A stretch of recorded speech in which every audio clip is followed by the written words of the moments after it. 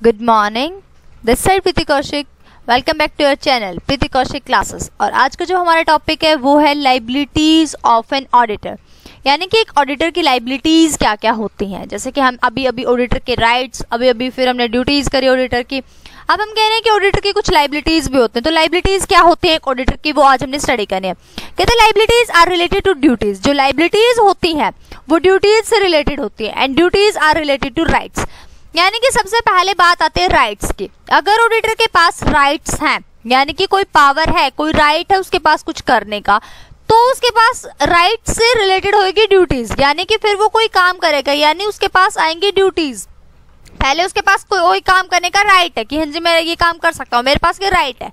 Then उसके पास ये होगा ना कि अब ये काम मेरे को करना भी है, राइट अगर है मेरे पास इस चीज का, तो अब ड्यूटी भी बनती है। देन ड्यूटीज आई, ड्यूटीज रिलेटेड होगी राइट से। अब कहते हैं जो ड्यूटीज है ना, जो लाइबिलिटीज है, अब वो लाइबिलिटीज किस पर डिपेंड है, किससे रिलेटेड है, ड्यूटीज से रिलेटेड है। मतलब आप कोई काम कर रहे हो, उस काम को किस तरीके से कर रहे हो, आपकी जो ड्यूटी आप उसको किस तरीके से निभा रहे हो, देन आप उसके लिए लायबल हो। यानी लाइबिलिटीज रिलेट करती हैं ड्यूटीज से, ड्यूटीज रिलेट करती हैं राइट्स से। ठीक है, देखो, if any auditor does not discharge his duties with due diligence and alertness he can be held liable for the same. कहता है अगर कोई भी ऑडिटर अपनी ड्यूटीज को डिस्चार्ज नहीं करता है डिलिजेंस और अलर्टनेस के साथ, देन उसके बाद वो लायबल मिलेगा उसी सेम चीज के लिए कि उसने अपनी ड्यूटीज को क्यों अच्छे तरीके से फुलफिल नहीं किया। If as a result of his negligence his client has to suffer any loss. अगर उसका रिजल्ट ये होता है कि जो उसकी ड्यूटीज थी, अगर उसने नेग्लिजेंट किया, वो काम ढंग से नहीं किया अपने क्लाइंट का, और कोई तो जो भी लॉस सफर करना पड़ेगा वो उस ऑडिटर को सफर करना पड़ेगा। Then the auditor can be held liable for the same and courts can compel the auditor to make good the damages suffered by the client। कहते हैं अब यही तो बात हम कर रहे हैं ना कि ऑडिटर किस चीज के लिए लायबल है, यानी कि कुछ ऐसी उसने गलतियां की, ऐसी नेग्लिजेंस और किसी प्रॉब्लम की वजह से, यानी कि ऑडिटर की गलती की वजह से अगर क्लाइंट को कोई भी लॉस सफर करना पड़ेगा तो ऑडिटर लायबल होगा उस सफर को, उस लॉस को बियर करने के लिए। कहता है it is not possible to determine the boundaries of the liabilities of the auditor. कहता है ये पॉसिबल नहीं हो सकता कि लाइबिलिटीज क्या है ऑडिटर की, इनकी बाउंड्री बना दी जाए या इनको डिटरमाइन कर दिया जाए। But in every situation the auditor has certain specific liabilities for which he can be held liable. लेकिन जब भी बात आती है तो जो ऑडिटर की लाइबिलिटीज होती है, हर एक सिचुएशन में बाउंड्री तो नहीं बनाई जा सकती कि ये पॉसिबल नहीं है कि ये बस ऑडिटर की ये बाउंड्रीज है, लेकिन हर एक सिचुएशन के अंदर कुछ स्पेसिफिक लाइबिलिटीज होती हैं जिनके लिए ऑडिटर लायबल होता ही होता है। तो जैसे सबसे पहले आता है हमारा liabilities of the auditor in case of sole proprietorship concern.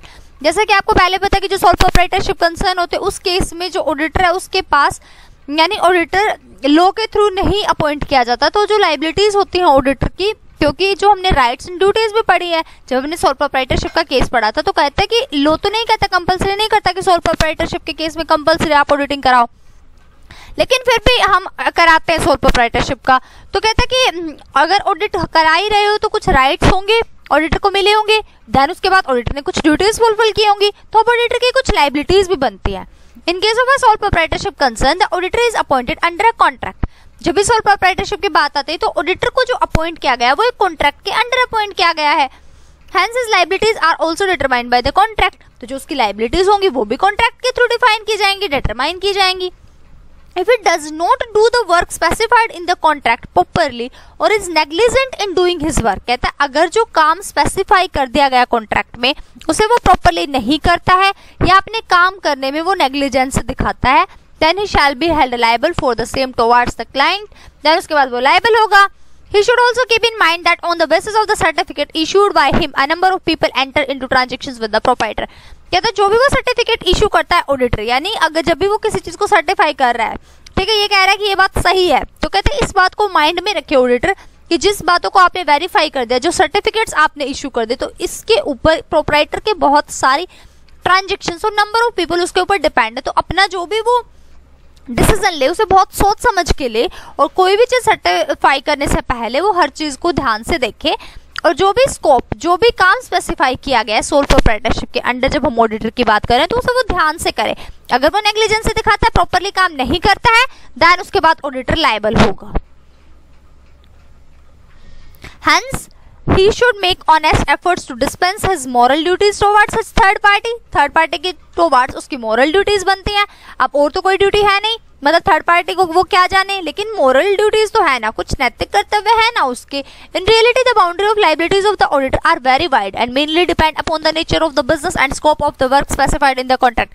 कहता है जो रियलिटी में अगर हम बात करें ना, तो बाउंड्री जो है ऑडिटर की लाइबिलिटीज की वो बहुत ज्यादा वाइड है, लेकिन जो मेनली डिपेंड होती है ऑडिटर की लाइबिलिटीज वो बिजनेस के नेचर और काम करने के स्कोप के ऊपर डिपेंड है कि स्कोप ऑफ वर्क क्या है जो कॉन्ट्रैक्ट में डिफाइन किया गया है। Hence, the auditor should insist that his client puts the scope of his work in writing at the time of appointment. तो ऑडिटर इस बात को ध्यान में रखेगा कि जब भी उसको अपॉइंट किया जाता तो उसी टाइम उसका क्या स्कोप है, यानी कितनी एरिया की बुक्स को उसको चेकिंग करना है, उस स्कोप को राइटिंग में पहले से ले ले। जब उसकी अपॉइंटमेंट हो रही है उसी टाइम वो कह दे अपने क्लाइंट को कि मेरे को राइटिंग में दे दो, बाद में ये नहीं मैं सुनूंगा कि मेरा ये काम था, मैंने अपना काम कंप्लीट नहीं किया, यानी कि मैंने अपनी इस लाइबिलिटी के लिए अभी मैं लाइबल हूँ इस काम के लिए। तो कहता है पहले राइटिंग में ऑडिटर को ले लेना चाहिए। सेकंड आते हैं liabilities of the auditor in case of a partnership firm. कहता है कि जो लाइबिलिटीज होते हैं ऑडिटर की पार्टनरशिप फर्म के केस में क्या होती हैं। In the case of partnership firm also, the appointment of the auditor is under a contract and his liabilities are also determined as per the contract as in the case with the sole proprietorship concern. Along with this, if any specific provision in relation to audit are contained in the partnership deed, the auditor is also responsible for the compliance with the same. कहते हैं जो partnership firm है ना, again मैं आपको एक बात बताऊंगी कि पार्टनरशिप फर्म के केस में भी ऑडिटर होना यानी ऑडिटिंग कराना कंपलसरी नहीं है। तो कहता है कि अगर आप ऑडिटर को ले आए हो, आपने अपॉइंटमेंट कर दी है ऑडिटर के कॉन्ट्रैक्ट के अंदर, तो जो लाइबिलिटीज होंगी वो भी आप अपने कॉन्ट्रैक्ट में मेंशन कर देना। यानी कि जैसे सोल प्रोप्राइटरशिप के केस में होता था, वैसे ही कुछ स्पेसिफिक कंसर्न के थ्रू आप पार्टनरशिप डीड के अंदर सारे प्रोविजन मेंशन कर दो कि ऑडिटर इन इन चीजों के लिए रिस्पॉन्सिबल है और ऑडिटर का ये काम है। तो ऑडिटर फिर उसके उसी तरीके से काम करता हुआ चलेगा, क्योंकि जब यहाँ पर वो है ही नहीं, यानी यहाँ पर कोई लो है ही नहीं कि लो आके हमें बता दे कि हमें क्या करना है क्या नहीं करना है। तो इस केस में हमें क्या करना पड़ेगा, हमें पार्टनरशिप डीड के अंदर जो भी डिफाइंड चीजें हैं उन्हीं के ऊपर डिपेंड रहना पड़ेगा। अब थर्ड बात आती है liabilities of the auditor in case of the company. अभी जो मेन बात अभी आई है, क्योंकि अब तक तो हम पार्टनरशिप सोल प्रोप्राइटरशिप इनका काम चलता है कि जितना कॉन्ट्रैक्ट में मेंशन है केवल हम उन्हीं बातों के लिए लायबल हैं, जो कॉन्ट्रैक्ट में लिख दिया वो लिख दिया। बाकी ऑडिटर की कुछ मॉरल ड्यूटीज होते हैं, अगर उनको वो अवेल नहीं करवाता, उनको वो सही तरीके से फुलफिल नहीं करता है, देन उसके बाद वो लायबल होता है कोई भी डैमेजेस पे करने के लिए। अगर वो काम ठीक से कर रहा है, केवल जो कॉन्ट्रैक्ट में मेंशन उस स्कोप को, उस नेचर ऑफ स्कोप को ढंग से माइंड में क्लियर करते हुए चल रहा है, तो उसकी फिर कोई रिस्पॉन्सिबिलिटी, कोई लाइबिलिटी नहीं बचती। अब जो बात आ रही सबसे इंपॉर्टेंट की लाइबिलिटीज है ऑडिटर की in case of the company, वैसे मैं आपको अलग तरीके से कराती, यानी कि आपको बस आज के लिए इतना ही कराती जितना मैं करा चुकी हूँ, लेकिन मैं बहुत स्पीड से जल्दी इसलिए करा रही हूँ कि कुछ बच्चों का एग्जाम है तो उनको अभी चाहिए, ज़रूरत है इसकी, तो इसलिए मैं सोच रही हूँ थोड़ा स्पीड से हो जाए, जितना मेरे को टाइम मिल रहा है उसके अकॉर्डिंग मैं थोड़ा स्पीडली कराऊं, लेकिन आपको समझ आ जाए एक एक चीज़ क्लियर से। जो आपको बातें समझना है आप कमेंट में ही पूछिएगा, मैं आपको क्लियर करूंगी। लेकिन अब आप मेरी बात ध्यान से सुनो, जो ऑडिटर की लाइबिलिटीज है कंपनी के केस में वो ज्यादा इंपॉर्टेंट है। The position of the auditor of a company having limited liability in different from that of the auditor of a sole proprietorship concern और अ पार्टनरशिप फर्म। आप बहुत पहले से पढ़ते आ रहे हो कि जब भी सोल प्रोप्राइटरशिप की बात आती है, यानी अकेला बंदा है, तो उसकी जो लाइबिलिटी होती है वो लिमिटेड, ये कहता है कि जो कंपनी है उसकी लाइबिलिटी लिमिटेड होती है। जब भी आप पार्टनरशिप फर्म की बात कर रहे हो या सोल प्रोप्राइटरशिप की बात करो तो वहां पे लाइबिलिटी अनलिमिटेड होती है। कहता है जो कंपनी ऑडिटर होता है वो जब अपॉइंट किया जाता है तो वो कंपनी एक्ट के प्रोविजंस 2013 जो कंपनी एक्ट है उसके प्रोविजन के अंडर उसको हम क्या करते हैं, अपॉइंट करते हैं। अब तक लॉ के अंडर नहीं करते थे अपॉइंट, ना सोल प्रोप्राइटरशिप में किया हमने, ना हमने किया पार्टनरशिप फर्म के अंडर। लेकिन अब कंपनी ऑडिटर को अपॉइंट किया जाएगा तो केवल और केवल कंपनी एक्ट 2013 के प्रोविजंस के अंडर। तो उसकी जो लाइबिलिटीज होंगी जाहिर सी बात है वो भी इस एक्ट के प्रोविजंस के अकॉर्डिंग डिटरमाइन कर रखी होंगी, पहले से बता रखी होंगी। तो जो लाइबिलिटीज है कंपनी की वो डिवाइड कर रखी है दो पार्ट में, पहली है सिविल लाइबिलिटी और दूसरी है क्रिमिनल लाइबिलिटी। ध्यान से सुनो, पहली है सिविल लाइबिलिटी एंड सेकंड है क्रिमिनल लाइबिलिटीज। अब इसका किस्सा यहीं खत्म नहीं हो जाता, इस सिविल लाइबिलिटीज के कुछ पार्ट्स भी हैं और ये पार्ट्स बहुत ज्यादा डीप में हमने करने पड़ेंगे, क्योंकि एक एक पॉइंट्स पे कहीं से भी उठ के हमारा क्वेश्चन आ सकता है। जो सिविल लाइबिलिटी है उसका पार्ट है सबसे पहला लाइबिलिटी फॉर नेग्लिजेंस, नेग्लिजेंस की वजह से हुई liability for misfeasance, then liabilities toward third party, and fourth है हमारा ये हमारा फर्स्ट था कि लाइबिलिटी ऑफ नेग्लिजेंस। सेकंड हमारा है लाइबिलिटीज फॉर मिसफियंस एंड थर्ड हमारा है लाइबिलिटीज टुवर्ड्स थर्ड पार्टी, और हमारा फिर फोर्थ है liabilities under the companies act के अंडर हमारी क्या लाइबिलिटीज बनती है। तो ये जो चारों की चारों लाइबिलिटीज है ये सिविल लाइबिलिटी के अंदर आती हैं, और सेकंड पार्ट हमारा होता है क्रिमिनल लाइबिलिटी। हमें अब बहुत ज्यादा डीप में पढ़ना पड़ेगा कि सिविल लाइबिलिटी होती क्या है, एंड देन उसके बाद हमें ये भी देखना है कि जो सिविल लाइबिलिटीज होती हैं उनके पार्ट्स कौन कौन से हैं। फिर उसके बाद हम क्रिमिनल लाइबिलिटी पढ़ेंगे, तो थोड़ा सा टाइम लगेगा, हो सकता है कल का दिन और लेना पड़ जाए हमें, अगर आज कवर नहीं हो पाता। बहुत ज्यादा कोशिश करूंगी मैं जल्दी जल्दी कराने की, तो आप बिल्कुल ध्यान से देखिएगा। सबसे पहली बात आती है liabilities of the auditor in case of the company. Company के केस में ऑडिटर की लाइबिलिटीज अभी हमने अच्छा ये तो हो गया हमारी स्लाइड्स। ये नेक्स्ट हो गई हमारी की क्रिमिनल लाइबिलिटी। अभी जो हमारी बात आ रही है वो हमारी आ रही है civil liability. Civil liabilities are those liabilities for which if the auditor is found guilty he shall have to pay damages. The courts can not fine और imprison the auditor in these cases. Such liabilities are the following. कहते हैं जो civil liability होती है, आपको clear हो जाना चाहिए, सिविल लाइबिलिटी वो लाइबिलिटीज होती है जहां पे ऑडिटर अगर गिल्टी पाया जाता है, अगर दोषी पाया जाता है, तो उसको केवल डैमेजेस पे करने पड़ेंगे, यानी जितने का नुकसान क्लाइंट को होता है वो नुकसान उसे पे करना पड़ेगा, दैट्स इट। उसको यानी ऑडिटर की आगे फर्दर कोई लाइबिलिटी नहीं बचती कि उसको जेल भी जाना पड़ेगा, उसे फाइन भी पे करना पड़ेगा, एक्स्ट्रा कुछ नहीं ले रहे ऑडिटर से। केवल अगर उसने गलती की है, अगर वो गिल्टी पाया जाता है, तो केवल हम उसे सिविल लाइबिलिटी के केस में केवल हम उसको उससे डैमेजेस पे करने के लिए बोलेंगे, उससे ज्यादा कुछ नहीं बोलेंगे। क्रिमिनल लाइबिलिटी की अगर हम बात करें तो इसका मतलब ऑडिटर जो है वो क्रिमिनल है, तो उसको इम्प्रिजनमेंट भी हो सकती है और फाइन भी पे करना पड़ सकता है। लेकिन अभी फिलहाल के लिए आप सिविल लाइबिलिटीज के ऊपर फोकस करो कि सिविल लाइबिलिटीज क्या होती है। फर्स्ट है हमारी लाइबिलिटी फॉर नेग्लिजेंस, यानी कि ऐसे लाइबिलिटी जो हम ऑडिटर की नेग्लिजेंट की वजह से हुई है। यानी लाइबिलिटी का मतलब कि हम यानी ऑडिटर उस चीज के लिए लायबल है। अगर ऑडिटर ने नेग्लिजेंस दिखाई है तो ऑडिटर जाहिर सी बात है उस चीज के लिए लायबल है। तो कहते हैं it is expected from the auditor that he will do his work. देखो ये एक्सपेक्ट किया जाता है ऑडिटर के से कि वो जो भी काम करेगा वो with caution, diligence, efficiency and sincerity के साथ करेगा। वो जो भी कॉन्ट्रैक्ट्स के प्रोविजन है उनके थ्रू बंधा हुआ होता है, यानी क्लाइंट के साथ उसने जो भी कॉन्ट्रैक्ट किया है या जो भी प्रोविजंस है कंपनीज एक्ट के उनके थ्रू वो उनसे बंधा हुआ है, जो भी कंपनी एक्ट के प्रोविजन है। तो कहते हैं इसलिए क्लियर हो जाता है कि जो ऑडिटर है वो ये ना कि इन ऊपर वाली सभी चीजों से बंधा हुआ है। अगर वो किसी भी चीज के लिए गिल्टी पाया जाता है तो वो लायबल होगा नेग्लिजेंस के लिए। क्या कहा इन्होंने कहा कि कंपनी एक्ट के अंडर जो भी प्रोविजन बना दिए गए, क्लाइंट के साथ जो भी कॉन्ट्रैक्ट हो गया, अगर उसके बाद भी उसने अपना काम एफिशिएंसी, सिंसियरिटी एंड डिलिजेंस के साथ नहीं किया और साथ साथ उसने प्रोविजन और कॉन्ट्रैक्ट में दी गई बातों को नहीं सुना, इन चीजों में से या तो वो डिलिजेंस से काम नहीं कर रहा है या एफिशिएंसी, सिंसियरिटी से काम नहीं किया, या उसने प्रोविजंस का को उल्लंघन किया उनका जो कंपनी एक्ट में दिए गए, तो इन दोनों ही केस में वो नेग्लिजेंस का गिल्टी पाया जाता है। तो कहते तो फिर वो लायबल होते हैं नेग्लिजेंस के लिए। It is very difficult to clearly define कि जो टर्म है नेग्लिजेंस क्लियरली कैसे डिफाइन करें, बहुत डिफिकल्ट है। सिंपल वर्ड्स में हम ये बात देखेंगे कि अगर कोई भी काम ऐसा किया जाए ना जो prudent and reasonable person would not do, जो एक सही तरीके का पर्सन, एक रीजनेबल पर्सन जिस काम को नहीं कर सकता, अगर ऑडिटर उस काम को कर देता तो इट मींस वो नेग्लिजेंस का है। और not doing something that prudent और रीजनेबल पर्सन वुड डू, या तो वो एक ऐसा काम करता है जो कि एक रीजनेबल पर्सन कभी नहीं करता, प्रूडेंट पर्सन कभी नहीं करता, या तो उसने ऐसा काम गलती कर दी, या फिर उसने एक ऐसा काम नहीं किया जो एक सिंपल बंदा भी कर देता है, यानी रीजनेबल और प्रूडेंट पर्सन जिस काम को कर देता है, यानी करना चाहिए था, या तो ऑडिटर ने वो काम नहीं किया, या ऑडिटर को जो काम नहीं करना चाहिए था वो उसने कर दिया, यानी उसने गलती कर दी। तो उसको negligence include all such errors which result in losses to others and it includes willful as well as involuntarily mistakes committed due to lack of knowledge about one's duty।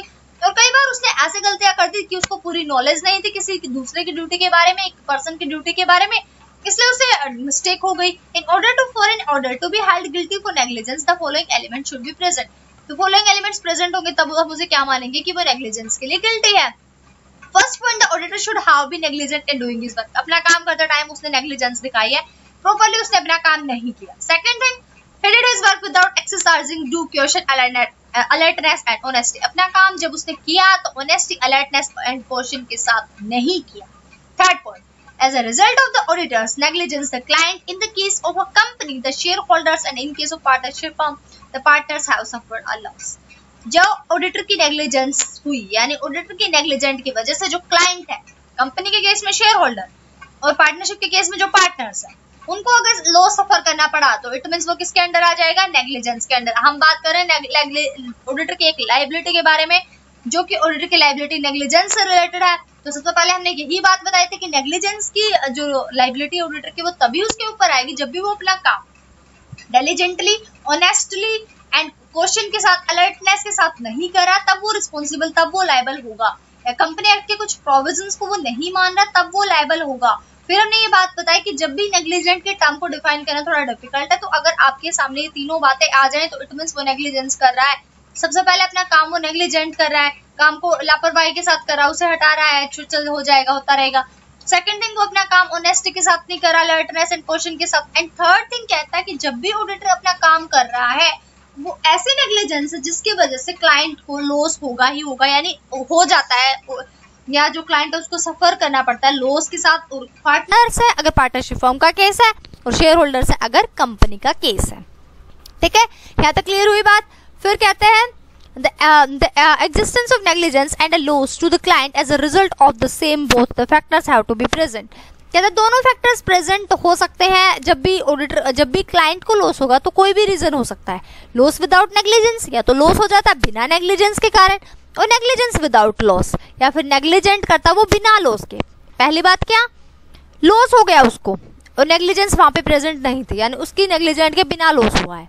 Second thing, negligence है उसकी लेकिन loss नहीं हुआ, is not capable of making the auditor liable. अगर इन दोनों में से कोई भी केस होता है तो ऑडिटर यहाँ पे लायबल नहीं होगा। पहली बात क्या, लॉस हो गया, यानी कंपनी को लॉस हो गया, पार्टनरशिप फर्म को लॉस हो गया, लेकिन ऑडिटर की गलती नहीं थी। ठीक है, तो ऑडिटर कोई लायबल नहीं, ऑडिटर की गलती नहीं तो ऑडिटर लायबल क्यों होगा। सेकंड थिंग में कहता ऑडिटर की गलती तो थी लेकिन क्लाइंट को कोई लॉस नहीं हुआ, बच गया वो। अगर क्लाइंट को लॉस ही नहीं हुआ तो फिर काहे को लायबल, फिर ऑडिटर हमारा लायबल नहीं होगा, अगेन बच गया हमारा ऑडिटर।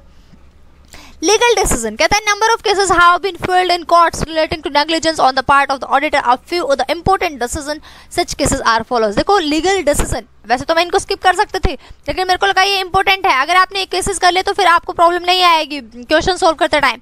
तो कहते एक बार देख लो, कहते जो लीगल डिसीजन है, नंबर ऑफ केसेस होते रहते हैं कोर्ट्स में, डेली का काम होता है, लेकिन जो ये इंपॉर्टेंट है कि यहाँ पे आपको जब आपके सामने बाई चांस ऐसा केस दे दिया जाए तो आप इस केस में क्या करोगे। तो ये कुछ केस दे रखे हैं जहाँ पे नेग्लिजेंस की बात हुई थी कि ऑडिटर ने नेग्लिजेंट किया है या नहीं किया। देखो सबसे पहला पॉइंट आता है, सबसे पहला केस है Leeds Estate Building and Development Company versus Shepherd। In this case, the directors of the company had distributed dividends and received remuneration in contravention of the provision of the Articles of Association of the company, even when the company had suffered a loss। कहता company को loss हो रहा था, directors जो थे company के उन्होंने dividend distribute कर दिया और साथ में रेम्यूनरेशन भी रिसीव कर ली। उन्होंने जो कंपनी के प्रोविजंस थे उनको उल्लंघन किया, कॉन्ट्रावेन किया, उनको जो आर्टिकल ऑफ एसोसिएशन है कंपनी का उसको कॉन्ट्रावेन किया। और जब क्योंकि कंपनी को लॉस हो रहा था उसके बाद भी वो रिसीव कर रहे हैं डिविडेंड, उसके बाद भी वो अपनी रेम्यूनरेशन रिसीव कर रहे हैं।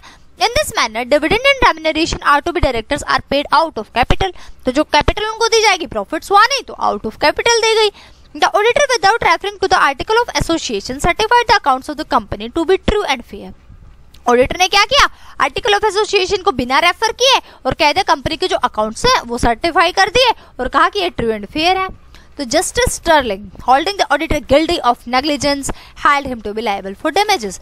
तो जो अब जस्टिस स्टर्लिंग है उसने ऑडिटर को यहाँ पे गिल्टी पाया नेग्लिजेंस से रिलेटेड, यानी नेग्लिजेंस का गिल्टी पाया, और जो ऑडिटर है वो लायबल हो गया डैमेजेस पे करने के लिए। फंस गया ना ऑडिटर बिना काम में। अगर उसने अपना काम ध्यान से किया होता, शेयर होल्डर को डायरेक्ट रिपोर्ट दे दी होती तो बच जाता। वो कह देता भाई डायरेक्टर से हमने डिविडेंड बांट लिया, रेम्यूनरेशन रिसीव कर रहे हैं वो, जबकि कंपनी को लॉस हो रहा है, आर्टिकल ऑफ एसोसिएशन को कॉन्ट्रावेन कर रहे हैं, कंपनी एक्ट के प्रोविजन का यहाँ पे वो उल्लंघन कर रहे हैं। लेकिन ऑडिटर ने ऐसा नहीं किया, चाहे ऑडिटर ने बीच में कुछ भी किया है, लेकिन अगर ऑडिटर उनकी साइड ले रहा है, आर्टिकल ऑफ एसोसिएशन को रेफर नहीं कर रहा है, तो ऑडिटर अब डैमेजेस पे ऑडिटर करेगा। अब वो बच जाएंगे ना डायरेक्टर्स, उन्होंने कुछ भी किया, अब उनका क्या है, कर लिया बस, साइड हुए।